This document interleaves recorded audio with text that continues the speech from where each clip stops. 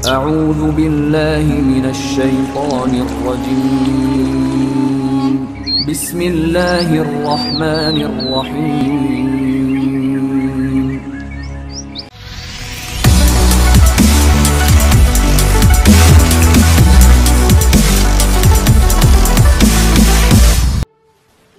Kitab Daqaiqul Akbar bab 30. Penjelasan tentang dahsyatnya kiamat. Di dalam sebuah khobar diriwayatkan, sesungguhnya saat paling besar atau paling dahsyat yang diberikan kepada seorang hamba di dunia adalah ketika ruhnya keluar, ketika kedua matanya melotot, ketika lubang hidungnya melebar, kedua pipi dan kedua dagunya jatuh, pelipisnya berkeringat, kedua telinganya tersumbat, lisannya terbundali, terikat, sehingga dia tidak bisa memberi jawaban dan tidak pula mengembalikan perkataan.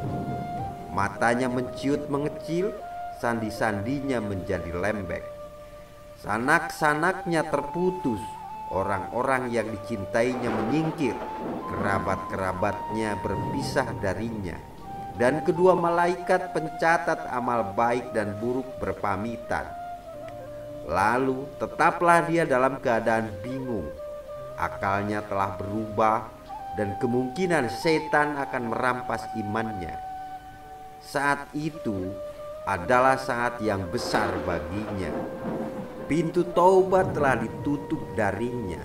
Lalu sesuatu yang paling utama yang bisa diucapkan oleh seorang hamba pada waktu itu adalah kalimat syahadat.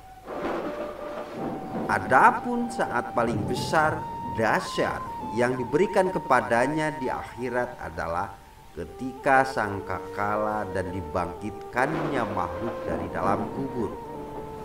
Orang yang teraniaya bergantung menuntut balas pada orang yang menganiaya.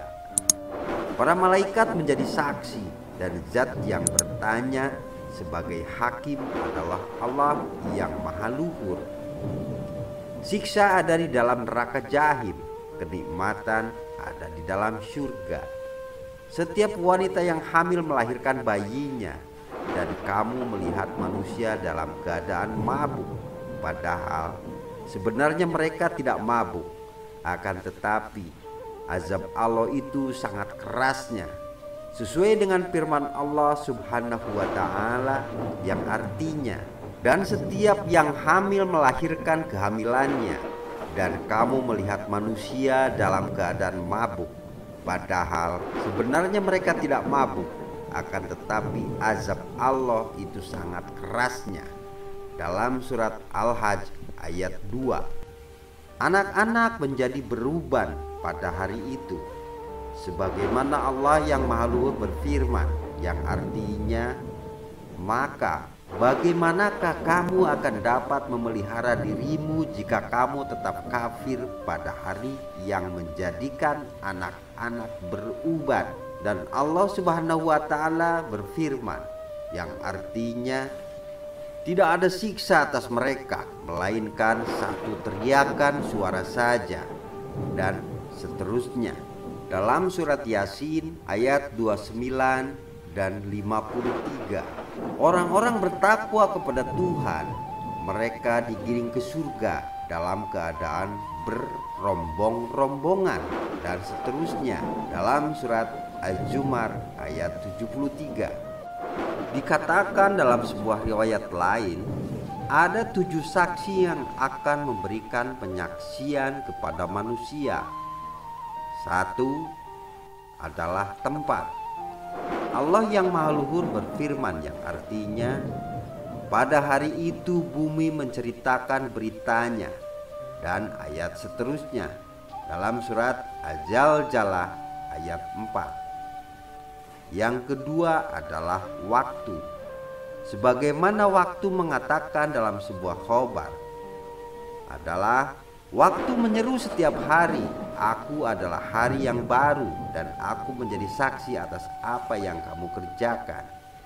Yang ketiga, lisan adalah saksi, Sebagaimana Allah berfirman dalam surat An-Nur yang artinya, pada hari ketika lidah, tangan, dan kaki mereka menjadi saksi atas mereka terhadap apa yang dahulu mereka kerjakan, dalam surat An-Nur ayat 24. Yang keempat, anggota tubuh adalah saksi. Sebagaimana Allah yang Maha Luhur berfirman yang artinya, pada hari ini kami tutup mulut mereka dan berkatalah kepada kami tangan mereka, dan memberi kesaksian kaki mereka terhadap apa yang dahulu mereka usahakan, dalam surat Yasin ayat 65. 5. Dua malaikat penjaga. Sebagaimana Allah yang Maha Luhur berfirman yang artinya, padahal sesungguhnya bagi kamu ada malaikat-malaikat yang mengawasi pekerjaan yang mulia di sisi Allah dan mencatat pekerjaan-pekerjaanmu itu, dalam surat Al-Infitor ayat 10-11. Yang keenam, buku catatan amal menjadi saksi. Sebagaimana Allah yang Maha Luhur berfirman, inilah kitab catatan kami yang menuturkan terhadapmu dengan benar, dalam surat Al-Jathiyah ayat 29.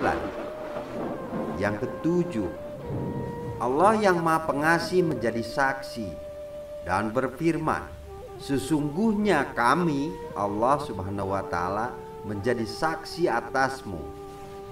Ayatnya adalah sebagai berikut yang artinya, kamu tidak berada dalam suatu keadaan yang tidak membaca suatu ayat dari Al-Quran, dan kamu tidak mengerjakan sesuatu pekerjaan melainkan kami menjadi saksi atasmu di waktu kamu melakukannya, dalam surat Yunus ayat 61. Lalu bagaimana keadaanmu wahai orang yang bermaksiat setelah para saksi tersebut bersaksi terhadapmu? Wallahu alam bishawab.